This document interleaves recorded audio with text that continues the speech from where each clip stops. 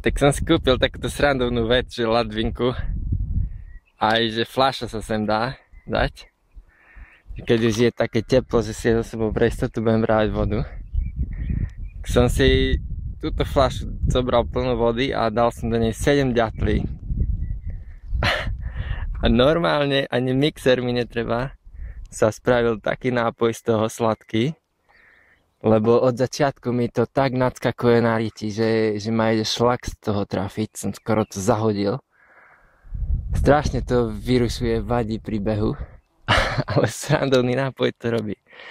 Datle, takéto je fajné sladké. Teraz.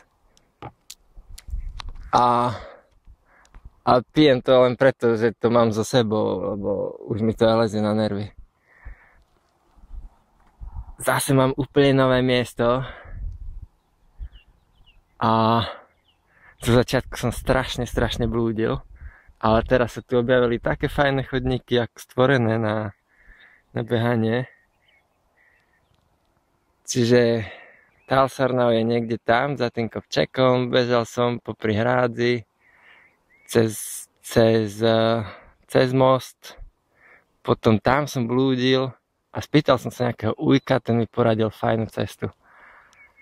A potom som týmto lesom behal. A idem sa vrátiť tam do Penrhinu a cez most naspäť. Pekne.